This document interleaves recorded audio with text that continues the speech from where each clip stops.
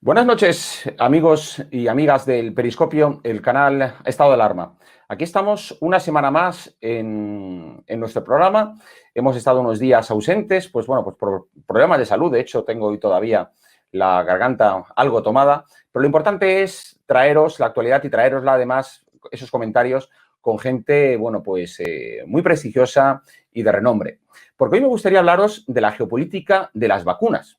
Como sabéis, la llegada de las vacunas contra el COVID-19 promete, el regreso a una vida supuestamente más normal, pero sin embargo ha creado un mercado lucrativo para compañías farmacéuticas y no solamente para las compañías, sino también para los países. Entre los grandes ganadores, por ejemplo, hay que situar empresas como Moderna o Pfizer, que llegan a cobrar más de $30 por persona para sus vacunas de 2 dosis. Otros fabricantes de medicamentos, como el británico sueco AstraZeneca y Johnson & Johnson de Estados Unidos, se han comprometido incluso a proporcionar vacunas sin fines de lucro hasta que la pandemia llegue a su fin. En el programa de hoy del Periscopio nos gustaría analizar quién está detrás de todas estas empresas que van a obtener las mayores ganancias de la pandemia y, por supuesto, qué países se van a beneficiar de esta geopolítica de las vacunas. Y para hacerlo, en el programa de hoy hemos contado con la generosa presencia de Pedro Baños, a quien todos conocéis. Pedro, muy buenas noches, ¿cómo estás? Hola, buenas noches, Jorge. Pues encantado de estar en tu programa. Pues bueno, para nosotros, desde luego, es un verdadero honor. Como sabéis, Pedro Baños es un gran conocedor de cuestiones de geopolítica, el escritor de innumerables libros de éxitos. Recientemente acaba de publicar su última obra y, desde luego, Pedro, creo que el tema de la geopolítica de las vacunas posiblemente hasta te daría título para un nuevo libro, ¿verdad? Pues sí, mira, bueno, lo primero me alegro que estés mucho mejor de la garganta y ya puedas retomar tu actividad normal. Pero mira, que claro, has dicho la palabra geopolítica y yo sobre todo creo que tenemos que incidir un poco en ella porque desde hace 5 años no más, prácticamente desde que empezó Trump a postularse como presidente para Estados Unidos, esta palabra ha cogido muchísima fuerza, una palabra que prácticamente era desconocida en muchísimos ámbitos, más allá de los políticos, pero políticos de muy alto nivel, o de algunos analistas internacionales, o también de algunos académicos, y de repente pues se ha popularizado. Y vemos que además es tremendamente importante porque es lo que se está jugando ahora mismo, la geopolítica de las vacunas, la geopolítica de la tecnología y la geopolítica como tal, ese enfrentamiento, la búsqueda de ese geopoder, de a ver quién va a dominar el espectro internacional a partir de ahora, y lo estamos viendo de forma constante entre China y Estados Unidos, pero también entre Estados Unidos y Rusia. Y vemos que además con un presidente Biden tremendamente agresivo, me atrevo a decir que una geopolítica muy agresiva, tremendamente agresiva, y además con un falso pacifismo belicista que me temo que no nos va a augurar nada bueno. Pero sobre todo retomar efectivamente esa palabra geopolítica que tanta importancia tiene en tantísimos aspectos, que al final no es ni más ni menos que la lucha internacional por el poder en todos los ámbitos. Y si hablamos de las vacunas, exactamente igual, Jorge. Al final las vacunas tienen muchos componentes, no solamente el económico, como tú has citado también, muy acertadamente, por supuesto. Estamos hablando de prestigio, por supuestísimo. Estamos hablando incluso de desarrollos biotecnológicos, que es uno de los elementos más importantes dentro de esa tecnología de cara al futuro. De hecho, esa biotecnología es uno de los 6 puntos principales ahora mismo dentro de la marca tecnológica de China, para que veamos la importancia que tienen las vacunas en muchos aspectos. También podríamos hablar incluso de la geopolítica diplomática de las vacunas o de la diplomacia de las vacunas, porque también podemos hablar largo y tendido de cómo los países intentan trasladar una imagen positiva a aquellos países a los que están dando sus vacunas e incluso algunos países, como es el caso de Rusia, y también alguna vacuna china que pretenden dar sus patentes de forma gratuita al mundo para que países que no tienen los recursos que afortunadamente tenemos en el mundo occidental, pues también se puedan vacunar. Sí, Pedro, a mí lo que me gustaría en ese sentido que me contaras, porque yo creo que viendo sobre el tablero cuáles son los países que están saliendo más beneficiados o más perjudicados por todo ello, yo creo que efectivamente pues vemos grandes países como Estados Unidos, como Rusia, bueno, incluso potencias de tamaño más mediano tirando a grande como Reino Unido, Israel, que están llevando a cabo excelentes campañas de vacunación sobre sus sociedades, ¿no? Sin embargo, tenemos el ejemplo luego de la Unión Europea como la gran perjudicada y, digamos, el patito feo a nivel mundial de lo que podría ser, yo creo, porque el paradigma de la pandemia va a suponer unos cambios tales que creo que la Unión Europea va a salir muy esquilmada de todo este proceso. No sé tú cómo lo ves. Pues mira, por varios motivos, efectivamente, Jorge. Lo primero es que aquí pues, deslocalizamos algunos sectores estratégicos con muchísima alegría dentro de Europa y nos hemos encontrado cuando llegó la pandemia, recordemos que no teníamos capacidad ni siquiera para fabricar respiradores inicialmente o mascarillas que las teníamos que traer de China, ¿no? Eso es una de las grandes lecciones que debemos aprender, que habrá sectores, habrá industrias estratégicas que aunque no sean rentables económicamente, que no podamos competir por el precio final con otras empresas, con otros productos de otros países, pero que tienen que estar sostenidas por el Estado para poder precisamente disponer de ellas para momentos especialmente de crisis como este que estamos viviendo. Esta sería una de las lecciones. Por otro lado, hay que pensar que la Unión Europea de unión tiene bastante poco y lo estamos viendo que inmediatamente que surge una gran crisis, lo vivimos lamentablemente con la crisis de los refugiados, lo hemos vivido ahora con esta crisis de la pandemia, la sanitaria y la económica, que todavía nos queda muchísimo por vivir, por supuesto, pues vemos que cada país ha intentado solucionar su problema.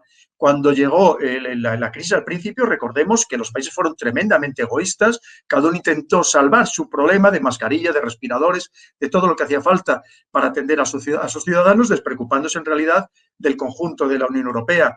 Y luego Bruselas, una vez más, pues ha dado muestras de una burocracia excesiva, de una burocracia lenta y en muchos casos ineficaz, y por supuesto, lo más fácil siempre es culpar por alguien.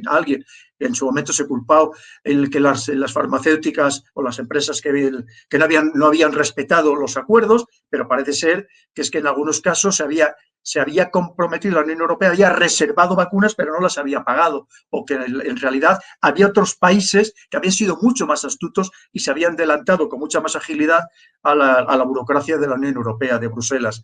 Y además estamos viendo cómo hay países en el seno de la Unión Europea que han dicho, mira, yo me voy a solucionar mi problema de las vacunas y voy a llegar a acuerdos con Israel, con Rusia, con China, como está haciendo, por ejemplo, Hungría, y dice, mira, y yo voy a solucionar mi problema. Y los demás países, pues cada uno que se apañe, porque es verdad que incluso Estados Unidos está acelerando, pero que no pensemos que esto ha sido con Biden. Trump ya lo hizo, aceleró enormemente el proceso de vacunación de los estadounidenses y nos está dando una lección de eficacia.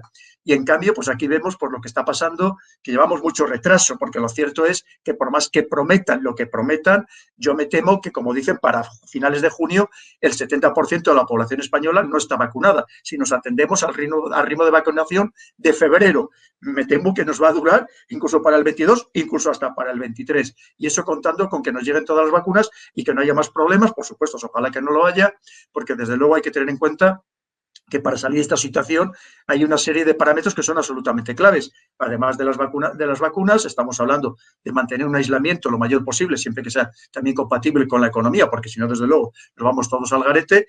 Y luego, por otro lado, los test masivos que vemos que todavía se siguen sin realizar y que además no se facilita tampoco la posibilidad incluso de comprar hasta en las farmacias estos test serológicos, que es algo tremendamente sencillo y que se puede realizar prácticamente en cualquier lado, como están haciendo en muchos otros países, que se realizan en los supermercados o hasta en puestos en la calle, ¿no? Pero eso es esencial. Para mí esas tres patas son claves para acabar con esta situación, que como digo, no es solo sanitaria, con todo el drama que supone, por supuesto, y siempre todo el respeto para todas las personas que han fallecido y que han padecido esta pandemia, o las que la van a padecer, pero por supuestísimo también para la situación económica que, como bien sabes, Jorge, es tremendamente terrible para millones de personas. Pero tú ahora, por ejemplo, estabas haciendo mención del caso efectivamente de España. Yo creo que efectivamente conviene que descendamos un poco a ese nivel más local dentro del contexto internacional. ¿La estrategia de vacunación de España, a tu juicio, es la correcta? Porque, así como estabas comentando, ha habido países como Hungría, como Serbia, bueno, aunque Serbia no es de la Unión Europea, pero como la República Checa, que está, bueno, que incluso Dinamarca, incluso Austria, que han llegado a acuerdos con otros países. En este caso, por ejemplo, Austria y Dinamarca lo han hecho con Israel. Hungría ha abierto, digamos, el país a la llegada de las vacunas rusas.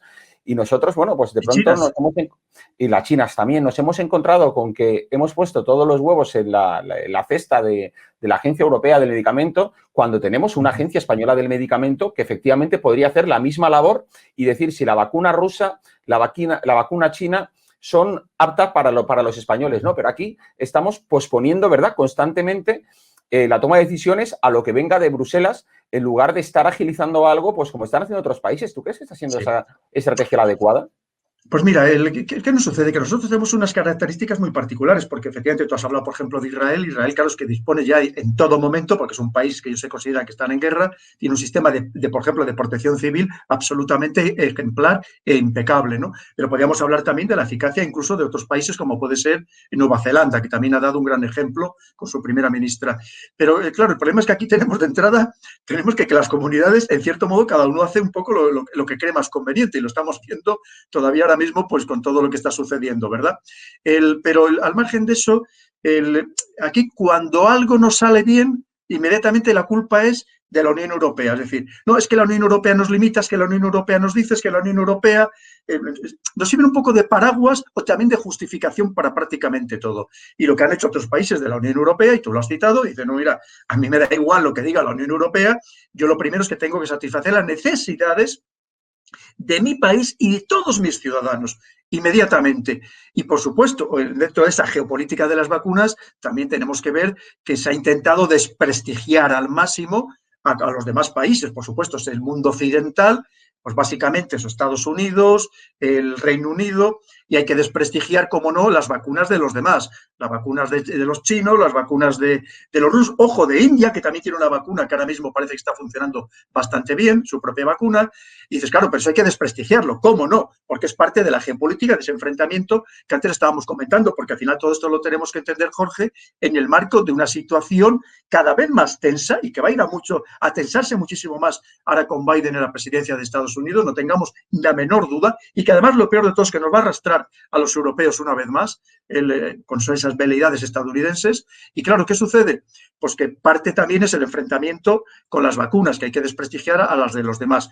Pero parece ser que están funcionando bastante bien, se están poniendo en algunos países iberoamericanos y parece ser que están funcionando muy bien tanto la vacuna rusa como la vacuna china, y por supuesto que se podía hacer algo más. Al final lo que hay que tener en cuenta es que lo que debe primar siempre son los intereses nacionales, y lamentablemente muchas veces nos autoesclavizamos o, como digo, nos justificamos con intereses que no son nuestros, que son de otros, que por muchos que sean aliados y amigos, lo primero que debe primar es los intereses de nuestro país, absolutamente para todo. Intentar garantizar la seguridad sanitaria y la seguridad económica de nuestros ciudadanos, como digo, por encima de todo. Y a lo mejor se podría haber hecho algo más. Sí, además en esto que estás hablando, habías puesto el ejemplo de Hungría. Hay que recordar que Hungría, junto con Malta, que es otro país que también ha recurrido a terceros mercados para suministrarse de vacunas, son en estos momentos los dos países de la Unión Europea que lideran el porcentaje de su población con mayor índice de vacunación. En el caso de Malta, Malta ya tiene vacunado a más del 25% de su población, mientras que Hungría tiene el 19%. Si nos vamos a España, hay que recordar que España en estos momentos, bueno, pues está en torno al 8%, ¿no? Estamos, bueno, la media de la Unión Europea está en el 12%, nosotros estamos efectivamente en el 12,7%. O sea, estamos justo en la media de la Unión Europea. Y, por supuesto, está por delante de nosotros, no sé, países como Turquía, países como Chipre, incluso Marruecos, Qatar, Barbados, Puerto Rico, Serbia, Bahrein, Maldivas, Chile, Israel. Bueno, es tremendo, ¿no? El listado este es que te hace ver, bueno, pues cómo puede ser que haya países a los que, como tú decías antes, se les critica tanto y, sin embargo, están demostrando una efectividad suprema, ¿no? Es decir, yo creo que es la superioridad moral, ese defecto que tiene siempre Europa o el mundo occidental de ir siempre de superiores por encima de otros pueblos, de otros países. Y, sin embargo, bueno, pues el hecho, a la hora de mostrar su eficiencia, a la hora de aplicar las vacunas, pues ha demostrado ser que somos completamente ineficientes. Y, de hecho, yo, por ejemplo, que es la pregunta que te quisiera hacer, aquí en España todavía hay un grupo de investigadores, que, oye, que yo alabo su labor de acabar descubriendo y creando su propia vacuna, pero ¿tiene sentido a estas alturas, con la cantidad de vacunas que hay por el mundo, que España siga dedicando recursos a ello? Pues mira, Jorge, verás, yo en ese caso concreto creo que incluso habría que haber hecho incluso más esfuerzos, porque estoy convencido de que en España tenemos investigadores fantásticos que lo único que nos falta les faltan son recursos. Y probablemente lo mismo que han desarrollado vacunas otros países, aquí podemos haber desarrollado en un tiempo récord buenas vacunas y de hecho, sabes que ha habido mucha información al respecto de laboratorios que lo estaban desarrollando, incluso de laboratorios casi pequeñitos, ¿no?, que lo estaban desarrollando y que creo que no se ha hecho un esfuerzo, no se les ha ayudado lo suficiente para que las puedan desarrollar. Bueno, el Jorge, hay que problema que pensar, tenían... mira, si ahora vemos, por ejemplo, los 5 puntos principales de la nueva estrategia británica de política exterior y de defensa, fíjate que uno de los 5 puntos hace hincapié en lo mismo que llevan haciendo hincapié, por ejemplo, todas las estrategias de seguridad nacional de Estados Unidos de hace tiempo y las de China de muchísimo más, que estamos hablando de innovación, ciencia y tecnología. Y todo lo que no invertamos en innovación, ciencia y tecnología nos va a convertir en verdaderos esclavos de los demás países. Creo que había que haber hecho todavía un esfuerzo incluso mayor. Pero fíjate, el dato que das a mí me parece demoledor, Jorge. Estás hablando de un 12% de la población vacunada, o probablemente a lo mejor ni siquiera sea con la segunda dosis. Hay vacunas que, como bien sabe, requieren 2 dosis. Y estamos hablando de que ¿cuánto tiempo llevamos ya con esta vacunación teóricamente masiva? ¿Qué llevamos? ¿Desde septiembre? ¿6, 7 meses? O incluso desde el verano. Claro, es que parece una cifra casi ridícula, cuando además, entre otras cosas, bajo mi punto de vista, siempre con todo el respeto a todos los grupos políticos, como no, sabes que yo no puedo hacer ninguna crítica, pero siempre para mejorar un poco la situación del país, ¿por qué no se ha echado mano, por ejemplo, no se ha contado con la colaboración de las Fuerzas Armadas? Es que es algo inaudito cuando se ha ofrecido ese potencial gigante que tenemos. Y hay que pensar que las Fuerzas Armadas están preparadas para la peor de las situaciones, la peor de las crisis, la peor de las calamidades, que es la guerra.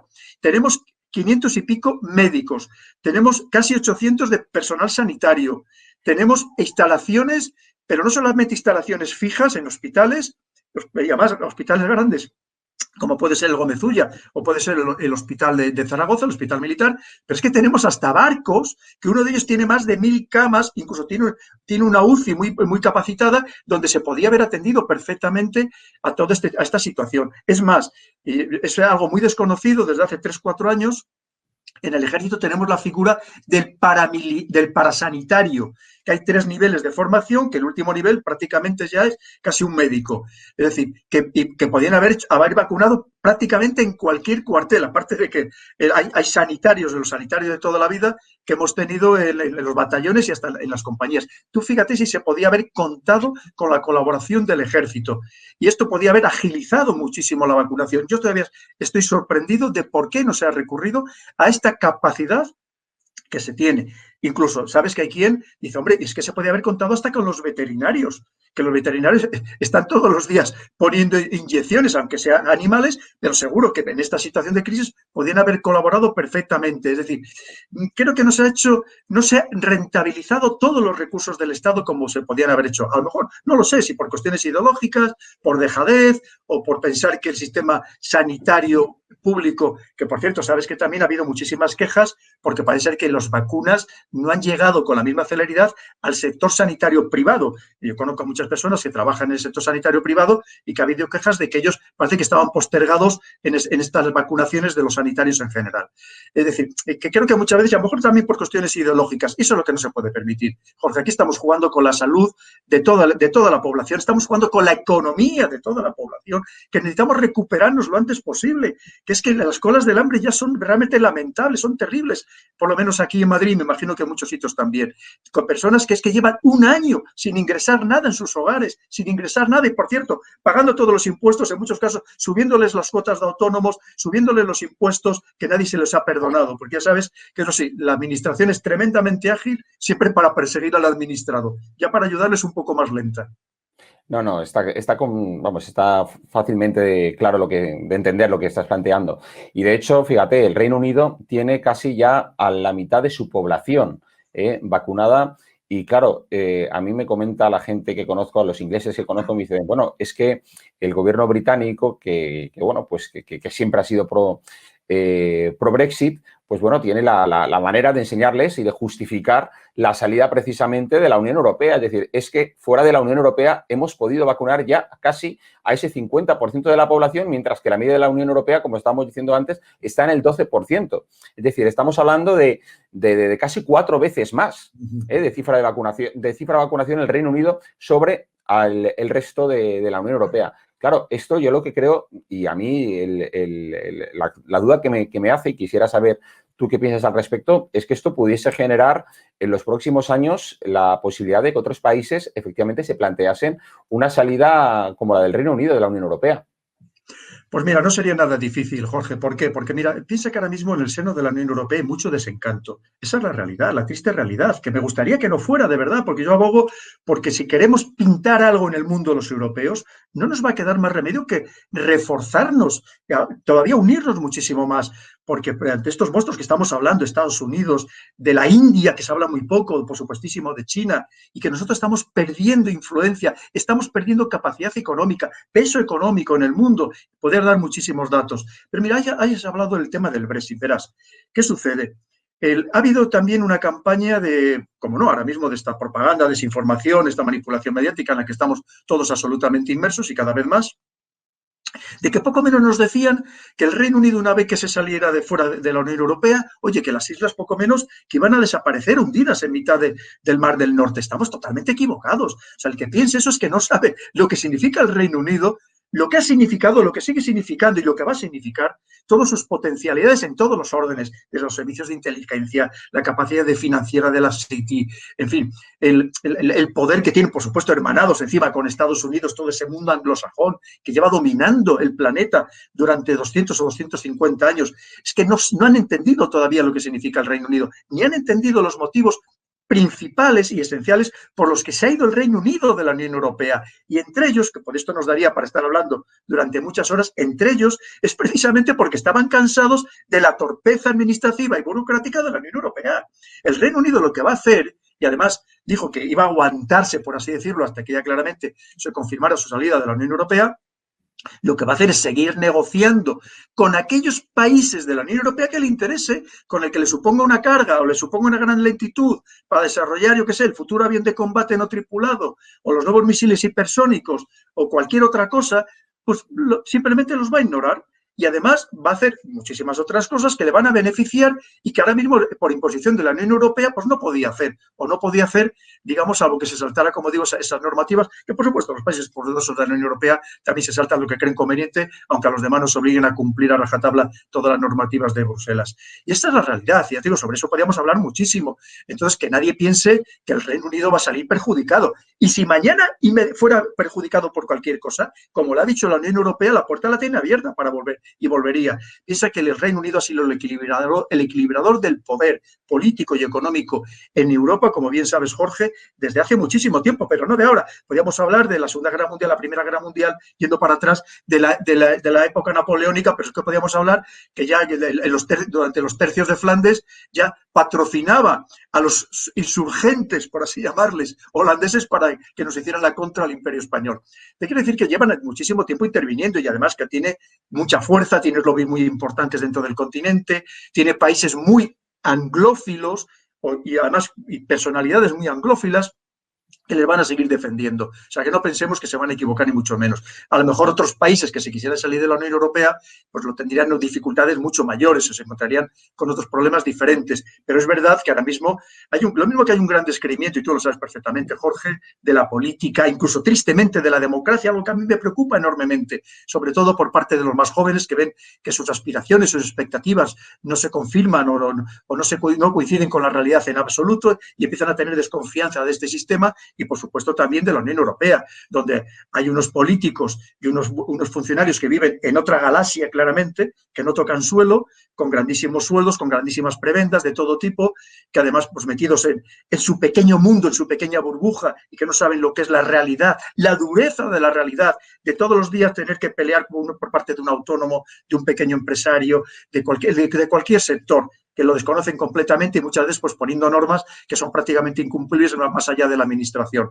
Entonces, claro que existe un gran desencanto en una buena parte de la población y no solamente en países como Italia, que sabes que también pues hay un gran movimiento, sino en otros muchos países, y para que vamos a hablar de los países de Visegrado, de Polonia, Hungría, República Checa y Eslovaquia, que por cierto tienen un grandísimo dinamismo, como también me imagino que sabes, es más, un dinamismo mayor que el resto de los países y que además han creado lo que se llama, más allá del grupo de Visegrado, este grupo de los tres mares, donde desde el Báltico, el Adriático y el Mar Negro, donde quieren ser un poco la contra o el contrapeso a países tan poderosos como Alemania y a Francia, para que veamos que eso es lo que está pasando en la Unión Europea. Y desde luego, como digo, creo que no estamos aprovechando la Unión Europea, la oportunidad que nos brinda esta crisis para reforzarnos claramente y volver a intentar tener peso, tener voz y tener una estrategia económica global, porque desde luego, frente a estos monstruos que estamos comentando, geopolíticos, y desde luego, si no lo entendemos así, desde luego el camino que llevamos creo que eso tampoco es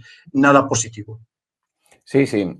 Y de hecho estabas hablando del tema de la campaña de desinformación generada dentro de la Unión Europea contra el Reino Unido, de cómo le iba a ir después del post-Brexit. Y esa campaña de desinformación también podría ser ejemplificada en otros, digamos, contextos, como siguiendo con lo del ejemplo de las vacunas, con lo ocurrido con la famosa vacuna rusa, de la que, bueno, pues yo creo que esto pasaría también, yo como entonces no había nacido, yo creo que tú tampoco, cuando lanzaron precisamente su primer satélite Sputnik, bueno, pues imagino que Occidente, por un lado estaría la opinión pública a la que se le trataría, bueno, pues un poco tomar a risa, chirigota, estos soviéticos, etcétera, pues aquí ahora también estos rusos que, mira, pues han inventado este producto que ni siquiera está testado, según decían aquí, los medios de comunicación, por supuesto influidos por la propaganda occidental, y da la casualidad de que cuando sale el famoso informe de The Lancet, que le dan una efectividad mayor incluso que la de AstraZeneca. O sea, con lo cual es sorprendente. Y disculpa, y a día de hoy uno se plantea, es decir, ¿cuándo va a llegar la vacuna rusa a todos los rincones de la Unión Europea? ¿O tú crees que ya habrá una serie de países que se opondrán a ello y nunca veremos, o por lo menos en mucho tiempo no vamos a ver la vacuna rusa en suelo de la Unión Europea? Pues mira, efectivamente, ahí entramos una vez más en la geopolítica.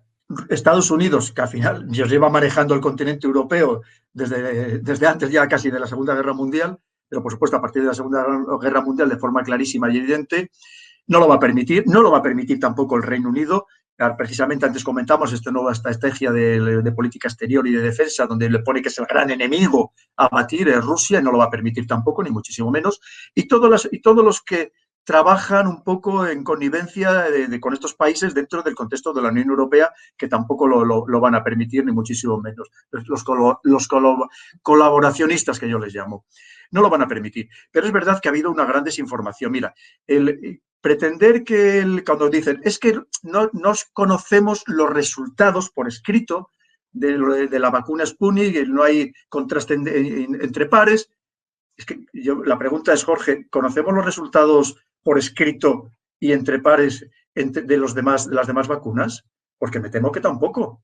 Y además, dicen, es que se ha hecho muy poco tiempo. ¿Y las de los demás? ¿Cómo se han hecho? En tiempo totalmente récord. En un 10% del tiempo habitual que tarda en desarrollarse una vacuna de esta naturaleza y además con una biotecnología que lo cierto es que tampoco se sabe muy bien cuál va a ser el resultado a largo plazo, por más que no lo diga quien no lo diga, porque entre otras cosas es que no ha habido posibilidad de demostrarse, porque todavía la de Oxford AstraZeneca, recordemos que es convencional, o más convencional, y las otras son de altísima biotecnología, actuando sobre el ARN mensajero, que como digo, a largo plazo, que por supuesto esperemos que vaya todo bien, porque es otra cosa, hay que tener un acto de fe, porque no nos va a quedar más remedio, pero que en realidad tampoco se conoce con rotundidad. Y luego, mira, por otro lado hay que pensar que la tecnología de Rusia siempre ha sido muy buena. Tú has hablado del ámbito del espacio, por supuesto, pero podríamos hablar de otros muchísimos ámbitos durante la Guerra Fría, durante el periodo soviético. Es muy poco conocido que si Israel se ha desarrollado como se ha redesarrollado tecnológicamente, que desde luego es uno de los 6 países más desarrollados tecnológicamente del mundo, con cosas verdaderamente sorpresivas y más para un país pequeño, ha sido gracias a que cuando se hunde tanto el muro de Berlín como posteriormente se desmembra en 1991 la Unión Soviética, muchos rusos soviéticos van a trabajar precisamente a Israel. Pero es que recordemos que la Agencia Espacial Europea, al menos en sus inicios, aprovecha los conocimientos de que tenía Rusia del ámbito del espacio para desarrollarse como se ha desarrollado. Es decir, que esa es una auténtica realidad y están avanzadísimos en muchísimos campos de la tecnología. Otra cosa es que digas que en Rusia hay cierto ocultismo, pues sí, no lo vamos a negar. Eso también viene desde la época soviética, como lo hay en China, pero también debemos recordar, Jorge, que aquí también ha habido, en otros países que presumen de democráticos, también ha habido mucho ocultismo, ha habido mucho el manejo de los datos, que los datos son muy fácilmente manipulables, porque al final no sabemos exactamente si cuando nos dicen muertos, si es por coronavirus, solo por coronavirus, si es con el coronavirus, pero a causa de otras patologías, que simplemente ha coadyuvado el coronavirus, digamos, a ese fallecimiento, o simplemente es una causa más dentro de las muchas enfermedades que pudiera tener esa persona. Falsear los datos es sencillísimo, como bien sabemos, sencillísimo, y probablemente cuando interesa se inflan y cuando se interesa se desinflan, porque al final, ¿quién controla todo eso? Pues al final los gobiernos, y muchas veces pues hay ocultismo por parte de todos. Sí, sí. Oye, y has hecho mención hace un momento precisamente de lo que ya son las primeras señales de la nueva administración, nueva, lleva ya 2 meses Biden y por tanto, vamos a darle todavía ese calificativo de como algo novedoso. Se ha manifestado claramente a lo largo de esta semana respecto a Vladimir Putin, precisamente estábamos hablando, a quien ha llamado directamente asesino. Y aquí nadie ha dicho nada. Sí, ha habido gente que la ha criticado. El propio gobierno ruso, por supuesto, ha llamado a consultas a su embajador. Pero yo quiero pensar qué hubiera ocurrido si esas mismas palabras las hubiera dicho Donald Trump sobre cualquier otro líder político internacional. ¿Qué hubiera ocurrido? Sin embargo, lo dice Biden y tiene patente de corso para decir lo que quiera. Es decir, el mainstream, los medios de comunicación que controlan el discurso periodístico dominante, pues lo admiten, lo toleran y hasta lo aplauden. Pues mira, tú lo has dicho bien claro, Jorge, es que estamos ante la pura hipocresía política. El Biden significa muchas cosas, hipocresía política, y como te decía, una geopolítica agresiva, clarísimamente. Estamos hablando de un dominio pleno de los medios de comunicación, prácticamente al 100%, que vemos que son los que le han aupado al poder, donde todo lo que hacía Biden era absolutamente maravilloso, lo vendían como el nuevo Mesías, que iba a venir a salvar al mundo y a redimirnos de todos nuestros pecados, mientras que Trump, evidentemente, pues era el gran ogro y al que había que destruir a cualquier precio. Pero por otro lado, estamos viendo también pues, que Biden tiene la suerte de tener el botón de la calle, lo vimos con todas las manifestaciones, de repente parece ya ser que ya no hay más crímenes en el Reino Unido, que no ha fallecido nadie más de color, porque es parte de ese montaje, ¿no? Y además apoyado, como tú bien sabes, por la secta de los sorosianos, que tanto poder tienen, y tanto poder, empezando por el mediático también y económico. Entonces, pues se le disimula todo, clarísimamente. Esa es la auténtica realidad, ¿no? Entonces, diga lo que diga, pues, ¡ay, qué chiste! Qué simpático es el abuelito, ¿no? Entonces, pues, y se le permite todo. Ahora estaban hablando de que Putin parece ser que le había invitado o bien a una conferencia privada o incluso algo público a un cara a cara con Biden, ¿no? Hombre, evidentemente, si Putin, con su astucia, con lo zorro que es, vamos, a la gallina clueca de Biden se lo comería con patatas, ¿no? Evidentemente.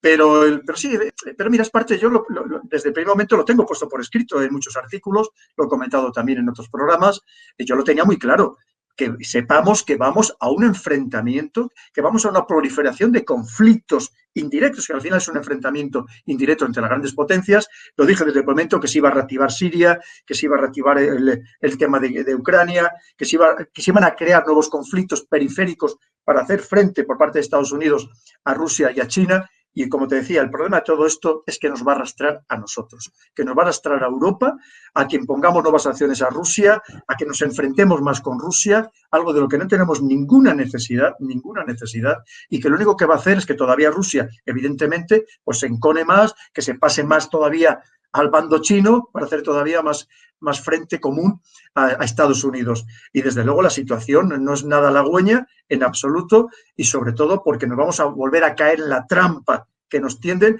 de defender unos intereses que no son los nuestros. Una vez más volvemos a lo mismo, que ojalá Europa de una vez por todas fuera independiente y pudiera llevar a cabo su propia estrategia en todos los planos, de defensa, de inteligencia, absolutamente de todo. Y, por supuesto, en el caso de España, que a mí lo que me preocupa es España y que ojalá tuviéramos verdadera independencia. Lamentablemente, pues vemos que si vemos las declaraciones de muchos líderes europeos, están encantadísimos con Biden, aunque Biden pues vaya a hacer exactamente lo mismo. Por cierto, mira, un tema, ahora sabemos que los países, los principales países europeos están incrementando notablemente su presupuesto de defensa.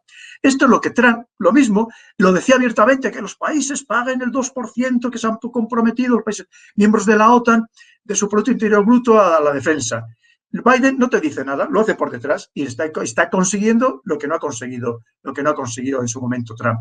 Esa es la realidad. Trump es verdad que era muy estrambótico, muy histriónico, muy teatrero, en algunos casos con declaraciones que claramente pues, no tenían ningún sentido y que eran criticables. Pero ahora tenemos pues, la hipocresía de Biden y de la señora Harris, pues que van de otra manera y además, que te digo, con grandísimos apoyos, con el apoyo, empezando por el apoyo mediático, y claro, pues entonces todo lo que hacen pues parece que nos tiene que hacer gracia y nos tiene que parecer bien. Es que vivimos en el mundo de esa manipulación mediática, de esa desinformación constante, donde las noticias están dentro de lo que se llama el framing, la estrategia del framing, pues te ponen la cara de la noticia que interesa y la que no, o bien no te la ponen directamente, o bien te la ponen la cara buena nada más, ¿no? Y ese es el mundo en el que estamos viviendo actualmente, Jorge, y lo que nos queda por vivir, porque esto nos quedan todavía mucho más episodios de ver por parte de esta nueva administración estadounidense, que, por cierto, como yo he puesto en algún artículo, quien la está dominando son prácticamente la misma administración de Obama, la última administración en los servicios de inteligencia, que dicen, qué buenos son, que llegan a la CIA, al FBI, otra vez los buenos, ¿no? Que antes que eran todos malos, malísimos, ¿no? Y además eran súper torpes, ahora sí que vienen los listos, que estamos hablando del dominio del CFR, del Council for Foreign Relations, con su ramificación en Europa, de European Council for Foreign Relations. Estamos hablando del poder que tienen otra vez más las grandes corporaciones, los grandes lobbies, por ejemplo, armamentísticos, y estamos hablando de incluso de los grandes grupos de inversores que también hicieron una apuesta desde el primer momento por Biden, porque a Biden, ¿de qué estamos hablando? Del globalismo, esto no se nos debe olvidar, Jorge, del globalismo depredador, que no va a venir a buscar el beneficio de la humanidad, van a venir a buscar, una vez más, a rentabilizar su propio beneficio. Esa es otra de las características también de esta nueva administración. Y además eso, con grandes grupos que en su momento han dominado el espectro internacional a través de Estados Unidos y que habían sido despojados de ese poder, por así decirlo, por parte de la administración Trump y que están volviendo otra vez a ocupar esos lugares y lugares de privilegio y de prestigio.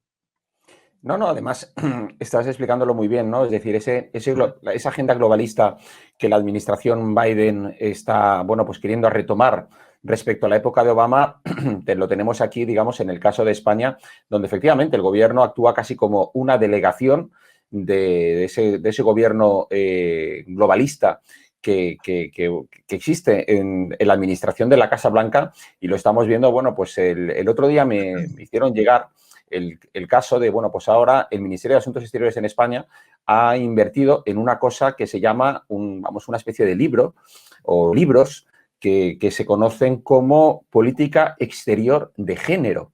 Yo, claro, me quedé alucinado cuando me hablaron de esa obra. Yo dije, bueno, pero ¿cómo es esto? Es decir, si hasta ese punto la tontería de los servidores públicos llega que hay que buscar, pues eso, la división, el enfrentamiento, hasta en cuestiones de política exterior, desde luego, claro, o sea, un país pierde el norte, o sea, ya no sabe dónde están sus intereses, porque hablar de política exterior de género, vamos, a mí me parece completamente un absurdo. Y no conozco gran potencia, y ya no solo gran potencia, sino incluso potencia mediana, respetable en el mundo, que, digamos, se entretenga en semejantes tonterías. Mira, ya sabes que yo del tema nacional no puedo hablar ni puedo hacer ninguna crítica. Solamente decirte que ayer terminé de leer un libro. Yo leo normalmente un libro cada 2 noches. Este lo terminé también en 2 noches, de Juan de Castro Arespacochaga, y en el que cita a la señora González Laya dentro de la secta de los sorosianos, ¿no? Con eso a lo mejor nos puede explicar alguna cosa. Y ahí lo voy a dejar porque no puedo seguir con ese tema. Pero mira, claro, ¿qué sucede? Si vemos, por ejemplo, y esto está ya puesto, ¿no? Y además ahora se está trabajando sobre la siguiente Estrategia Nacional de Seguridad Española. Yo he sido muy crítico y he sido muy crítico cuando en su momento pude trabajar estando en el Ministerio de Defensa sobre ello, cuando para la última estrategia me llamaron allá al búnker de Moncloa para que diera mi opinión y volví a decir exactamente lo mismo, porque creo que me corresponde precisamente como patriota, pensando en el bien de España, decir que estamos copiando cosas que no son nuestras, que lo que estamos poniendo no es verdad, es decir, o que son intereses que a nosotros no nos afectan para nada. Por ejemplo, poner en esas estrategias, como tú dices, de seguridad nacional, ni más ni menos, poner que un grandísimo problema para España es el crimen organizado. Mira, Jorge, el crimen organizado es un problema policial, judicial. Es decir, el crimen organizado, si España es el paraíso, es por la lasitud de nuestras leyes. Vamos a dejarnos de historias. Eso se puede acabar con ello con cualquiera, con el tráfico de drogas, con lo que queramos. Las fuerzas policiales, que son extraordinarias, tanto la Policía Nacional como la Guardia Civil, conocen a todo el mundo, al pequeño, al mediano y al grande. O sea, desde el pequeño que trapichea hasta el gran narcotraficante. Y si no pueden actuar o no pueden tomar otras medidas, pues es por las garantías judiciales que tienen estas personas. Punto. Eso no es un problema de seguridad nacional. El problema de seguridad nacional, estamos hablando de otra cosa completamente diferente. Lo mismo. Seguimos con lo que en el ejército llamamos el banco pintado. Es decir, que como el banco ya estaba pintado, pues seguimos teniendo ahí al centinela durante años, aunque la pintura se haya secado. Por ejemplo, estamos hablando de que uno de los grandes problemas, según ponen estos documentos, para España es la proliferación de armas de destrucción masiva, que es absolutamente falso. Es decir, si hablamos de armas de destrucción masiva, principalmente del arma nuclear, no es verdad. De los 193 países que hay en Naciones Unidas, más los que no están en Naciones Unidas, ponle 200 países o poco más, estamos hablando de que ¿cuántos están desarrollando armamento nuclear? ¿Cuántos lo están desarrollando? 3, 4, 5, como mucho. O sea, vamos, y ni siquiera. Es decir, que eso no es un problema de seguridad nacional para España. Y en cambio, se omiten problemas, que no voy a citar, omiten problemas que son los verdaderamente importantes, lo que pueden destruir España, los que mañana nos pueden ocasionar una guerra. Y en cambio se omiten clarísimamente. ¿Por qué? Pues porque, claro, hay que, pues cuestiones ideológicas, al final, o por muchas veces por temor político. Cuando hay otros países que lo tienen muy claro. Si hay un país que se está armando y que puede mal día de mañana ser un peligro para ese país, lo ponen claramente y lo dicen abiertamente. No lo dicen el Reino Unido con respecto a Rusia y aprovecha esa circunstancia para incrementar sus capacidades nucleares en un 40%, o para planificarlo, para aumentar las capacidades de sus misiles Trident embarcados en submarinos nucleares, y lo dice abiertamente, es decir, no tiene ningún reparo. Y aquí parece que tenemos miedo a de verdaderamente poner negro sobre blanco los problemas reales, las amenazas auténticas para la seguridad nacional de España, y en cambio, pues seguimos con problemas que, oye, será un problema a lo mejor para Estados Unidos, que es potencia nuclear, pero a nosotros que no nos afecta en absoluto, o muy poquitito, como para darle esa importancia. Y así pasa con todo, Jorge. Y efectivamente estamos muy despistados, estamos, ya digo, y no puedo profundizar en más temas, porque no, pero yo estoy de acuerdo. Como militar no puedo entrar en ellos, pero creo que estamos muy desorientados, y lamentablemente Pedro, así nos va y así nos va a ir. no, te quiero decir que, a ver, yo estoy de acuerdo contigo y de hecho conozco la opinión de muchos compañeros tuyos que han participado y participan en el diseño de esas estrategias de seguridad nacional, porque yo también he manifestado, es decir, la mayor amenaza que España, por ejemplo, ha tenido en los últimos 5 años, bueno, se planteó pues hace casi 4 años en Cataluña, la mayor amenaza, digamos, a la defensa, a nuestra integridad nacional. ¿Y qué espacio esa potencial amenaza o potencial riesgo, o qué espacio tuvo en la anterior edición de Estrategia de Seguridad Nacional? Apenas tuvo reflejo. Entonces es por motivaciones ideológicas, efectivamente, no querer entrar, analizar y ver dónde están los verdaderos problemas. Y es, como tú dices, quedarte al final en generalidades, en vaguedades, o por ejemplo, lo del Sáhara, lo que ha pasado hace unos cuantos meses, cuando Donald Trump reconoció el derecho de, bueno, pues de Marruecos ocupar ese territorio que, bueno, pues que en su día fue provincia española y cuyos ciudadanos, muchos de los cuales todavía poseen un documento de identidad español. A día de hoy, decía, bueno, la administración Biden que ellos estaban más por la labor en echar marcha atrás. No sé al final lo que ocurrirá, pero desde luego yo creo que eso al gobierno de España le pilló con la cara destemplada. Sí, no, pero dijo Biden que ellos están, bueno, que son multilateralistas y que siempre están a favor de buscarle en marco de negociación de las Naciones Unidas, etcétera. Pero bueno, o sea, ya hemos visto que además de Israel, que reconocía también precisamente pues, con el hecho de poder abrir ahí un consulado y de establecer relaciones diplomáticas, ¿no? con Marruecos, también estaba dispuesto a reconocer la pertenencia del Sáhara a los marroquíes, pero es que tenemos pues, países como Francia, países como Reino Unido, que ojo, es decir, y eso se ha dicho muy poquito aquí en España, o sea, es la misma bala envenenada o el mismo dardo envenenado que franceses y británicos a finales del 19 y principios del 20 nos hicieron con, digamos, el territorio marroquí, ¿vale? Es decir, cuando España se repartió Marruecos con Francia, a nosotros nos dieron la parte sur, que era la parte, digamos, teóricamente más pobre, porque claro, no habían descubierto los fosfatos, ¿verdad? Pero es que estamos entonces en un contexto, como tú dices, en el que, digamos, va pasando por delante de nosotros las amenazas y no sabemos verlas y nos quedamos en un documento que decimos, mirad qué maravillosos que somos un país moderno, hacemos nuestros deberes, ponemos aquí negro sobre blanco, como tú dices, las verdaderas amenazas, pero se ignoran otras tantas y las que son de verdad, bueno, pues no están ahí contempladas. Así es, Jorge. Mira, lo primero es que la administración Biden no va a dar marcha atrás porque esto tenemos que marcarlo en lo que son los acuerdos de Abraham, como sabes, donde Marruecos es una pieza muy importante, eso por un lado. Luego hay que pensar que Marruecos ha jugado muy bien sus bazas, lo ha hecho fenomenalmente bien para ellos, no tengas ninguna duda, con una diplomacia muy brillante, las cosas como son, hay que reconocérselo. Luego, por otro lado, piensa que ya hay más de una docena de países muy diversos, no solamente países árabes musulmanes, que ya están invirtiendo en el Sáhara, porque el Sáhara tiene la potencialidad, además de los fosfatos, se cree que puede haber tanto en tierra como offshore, que puede haber grandes yacimientos de hidrocarburos, tanto de petróleo como de gas. Solamente tenemos que ver un poco la franja que viene de petróleo y de gas, que viene por toda esa zona y probablemente la continuación esté a través del Sáhara. Estamos hablando de la capacidad turística del Sáhara, que eso nos va a hacer un daño terrible a las Islas Canarias, terrible, porque lo van a poner a unos precios, van a reventar los precios completamente y es exactamente a la misma altura, con la misma temperatura, es decir, que les puede hacer un daño terrible a las Islas Canarias, por supuesto.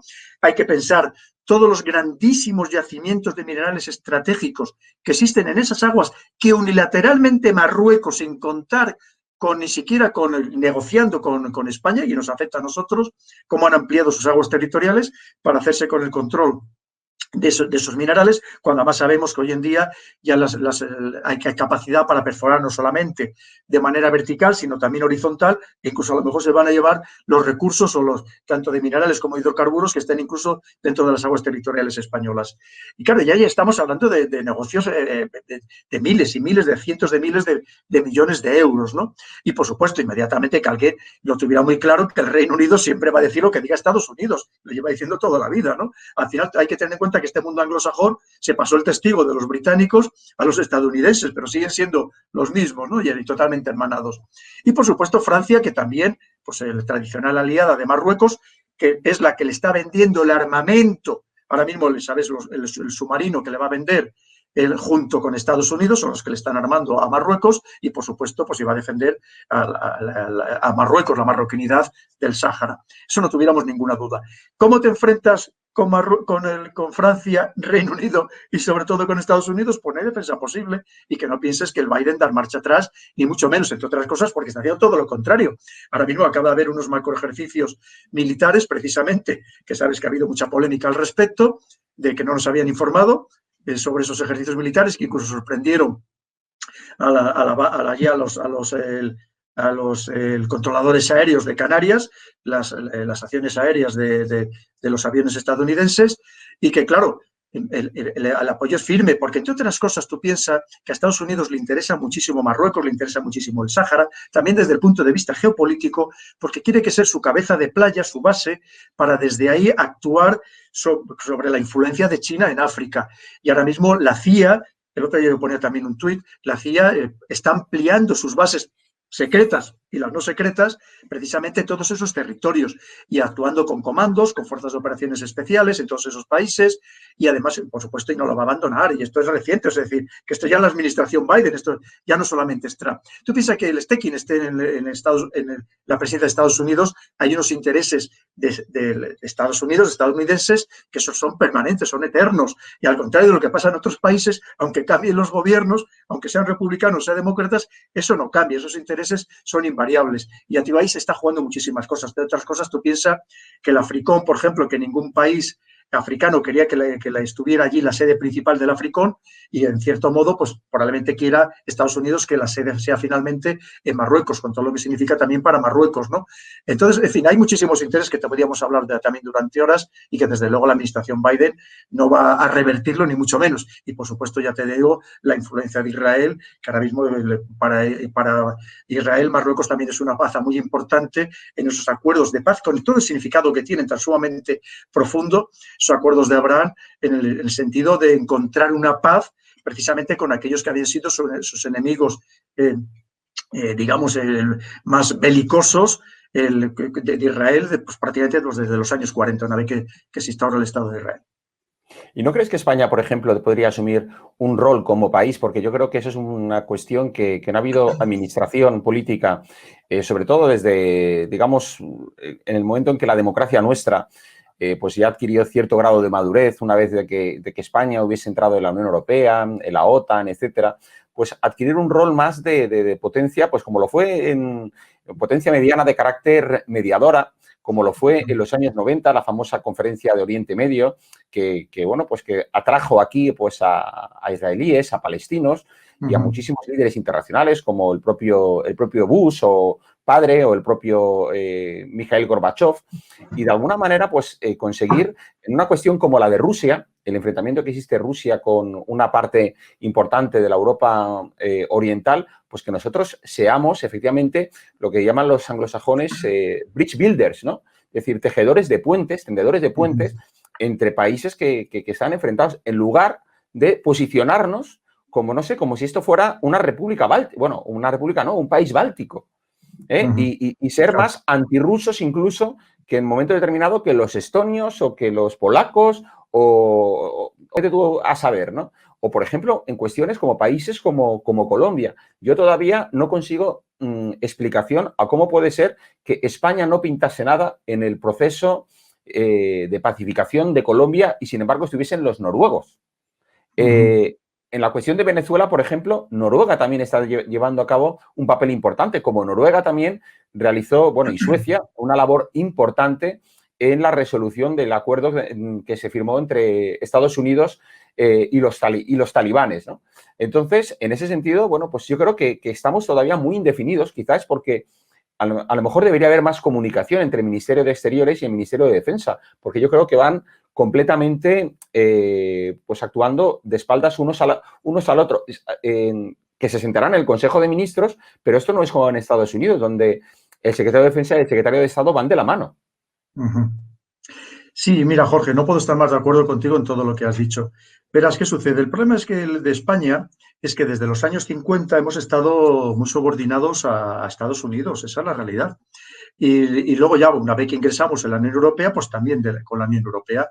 Pero hay países que, a pesar de ser aliados de Estados Unidos, estar en la OTAN, de estar en la Unión Europea, tienen una política mucho más independiente. Y tenemos el caso bien claro de Francia, sin ir más lejos, ¿no?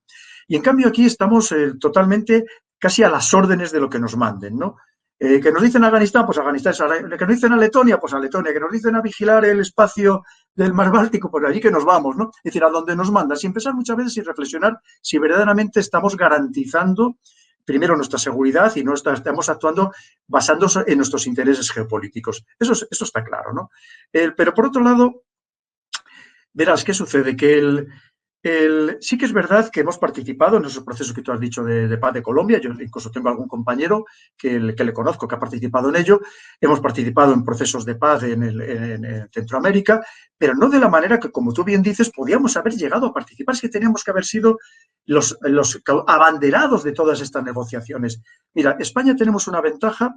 Somos, como yo digo, somos pillo en lo táctico, pero somos pícaros en lo táctico, pero tremendamente quijotes en lo estratégico, en lo geopolítico. Somos muy generosos, somos un país de verdad muy tolerante, muy abierto, muy generoso, tremendamente generoso, probablemente como ninguno. Y eso es verdad que nos lleva pues, a llevarnos bien con todo el mundo. No tenemos enemigos naturales, esa es la realidad de España. Y esa tiene la ventaja, que a mí muchas veces me lo preguntan, ¿qué puede hacer España? Y digo, por lo que tú has dicho, tenemos un gran papel que hacer, que es el papel de intermediadores, el papel de negociadores. Somos el país perfecto, porque así como hay países, estos anglosajones, o incluso los franceses, o los alemanes, que hay países que los ven con mucha reticencia, con mucho recelo, y no es el caso de España.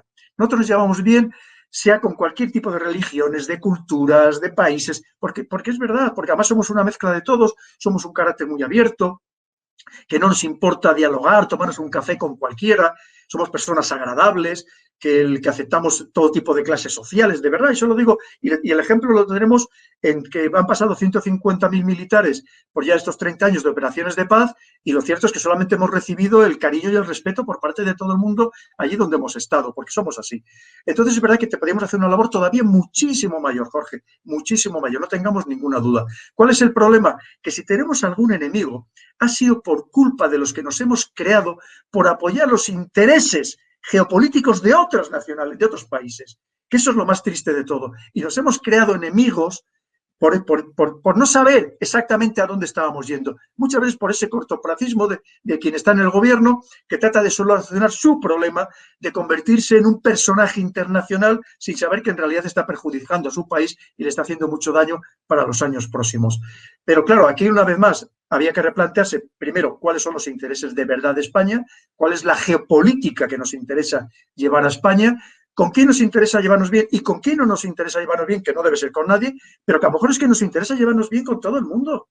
No solamente con Estados Unidos y con la Unión Europea, tú lo has dicho. A lo mejor es que tenemos que abrir mucho más el foco, clarísimamente, y sobre todo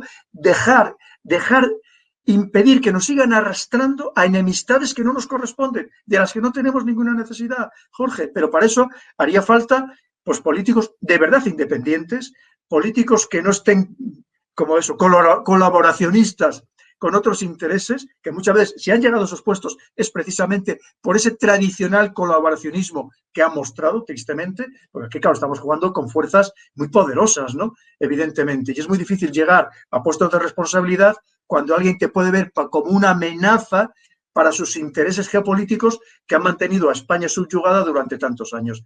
Pero ojalá algún día tuviéramos de verdad auténticos hombres de Estado, auténticos líderes, una de las que, por cierto, ilusionaran a los españoles, que es lo que creo que hemos perdido la ilusión en general por los políticos como en conjunto, como sociedad, y debemos otra vez recuperar pues esa independencia, como tú has dicho, y sobre todo el recuperar fuerza, fíjate, en todo el mundo iberoamericano, pero ¿cómo no vamos a tener más fuerza si son nuestros hermanos, que nos unen la cultura, la historia, las tradiciones, la religión, la lengua, con lo importantísimo que es la lengua en todo el mundo hispanoamericano? Tenemos que tener todavía unas relaciones mucho más fluidas, mucho más directas, y por cierto, mundo iberoamericano, que si nos uniéramos también, seríamos una gran fuerza, yo no me cansaré de repetirlo, en todo el mundo, pero no nos van a dejar bajo ningún concepto, porque fíjate, recursos naturales, todos los del mundo, todos los del mundo. Tendríamos gente preparada, que además con ganas. Si es que nuestros cerebros se nos están yendo todos, Jorge, y los están aprovechando otros países. Y claro que sí, seríamos muy fuertes, pero como digo, no nos van a dejar bajo ningún concepto. Muy bien, Pedro. La verdad que tu explicación que nos estás trayendo hoy en el programa está siendo bastante clara y bastante ilustrativa de la situación en la que España se encuentra y, bueno, y el resto del mundo ante este momento de pandemia. Y mi última pregunta es precisamente cómo está yendo tu libro, El dominio mental, la geopolítica de la mente. Libro que recomiendo encarecidamente a todos nuestros espectadores, que seguro que muchos de ellos bueno, pues ya han sido lectores de tu libro o de algunos de los anteriores que has publicado. Y bueno, yo imagino que ya estarás pensando también en alguna nueva publicación, ¿no? Sí. Pues mira, además creo que puedo presumir un poquitito ahí yo intento ser muy modesto y muy humilde, que eso soy muy de origen humilde y sé lo que es pasar penalidades y lo que cuesta salir adelante y por supuesto, y yo siempre he encantado de ayudar a todas las personas que pueda ayudarlas precisamente a prosperar. Mira, pues efectivamente, yo creo que yo he sido alguien que he popularizado un poco la geopolítica, mis libros Así se domina el mundo, El dominio mundial, y este último, que efectivamente es el dominio mental, te lo llamo la geopolítica de la mente, porque es como nos intentan dominar actualmente a personas y a sociedades a través de ese binomio que es nuestro punto más débil, nuestro talón de Aquiles, que es la mente y que a la vez más el cerebro, y lo estamos viendo, que ya nos quieren poner todo tipo de chips ya para controlarnos ya, pues como a verdaderos zombies vivientes. Pues mira, afortunadamente está yendo muy bien. Están yendo muy bien los tres, lo cierto, han recuperado, este último ha revitalizado a los dos anteriores y lo cierto es que están yendo muy bien. Dentro de que sabes que las ventas ahora mismo pues son muy pocas porque la situación económica es la que es. Hay gente que no puede permitirse ni siquiera comprar un libro, tristemente, que ojalá, como digo, cambie inmediatamente lo más rápido posible para todos. Pero bueno, dentro de eso pues no me puedo quejar en absoluto porque las ventas están yendo bien, ¿no? Y sobre todo, más que las ventas, la repercusión que está teniendo social, ¿no? Me contacta cantidad de gente todos los días contándome pues un poco cómo lo que ellos leen, cómo lo ven luego, que nos pasa en las televisiones, cómo nos manejan de esa forma, que no habían caído en ello, o que lo habían pensado pero no lo habían visto escrito de una manera pues tan concisa, y ya te digo, pues yo encantado. Y sí, efectivamente, pues ya estoy trabajando, estoy de momento con la tormenta de ideas, empezando a documentarme ya para preparar el nuevo libro, que mi objetivo es que todavía sea incluso mucho más revolucionario, pero para revolucionar la sociedad para bien, para mejorar algo que para mí es lo esencial de todo, que es la seguridad humana, que creo que es lo que estamos perdiendo. Y sería esa geopolítica que se preocupara no de intereses económicos, no de intereses de dominio, no de intereses de poder, sino que se preocupara de la seguridad humana internacional, que creo que es la esencia y sobre todo en unos momentos, una vez más, que hay gran descreimiento de la democracia, de los políticos, de todo, y que creo que hace falta que nos revolucionemos, eso sí, siempre de modo pacífico, Jorge. Muy bien, Pedro. Oye, pues animarte a que efectivamente nos deleites a toda, digamos, la sociedad una nueva obra tuya, porque desde luego seguro que la acogeremos con una gran satisfacción. Pedro, darte muchas gracias por estar hoy aquí esta noche con nosotros en el periscopio de Estado de Alarma y bueno, y espero verte hasta pronto y lo dicho, que tengas un feliz descanso. Pues Jorge, muchísimas gracias a ti, se me ha hecho cortísimo, ha sido un entrevistador fantástico y nada, pues también te animo a seguir en la brecha, a seguir con tu programa, que haces una gran labor, Jorge. Pues un abrazo.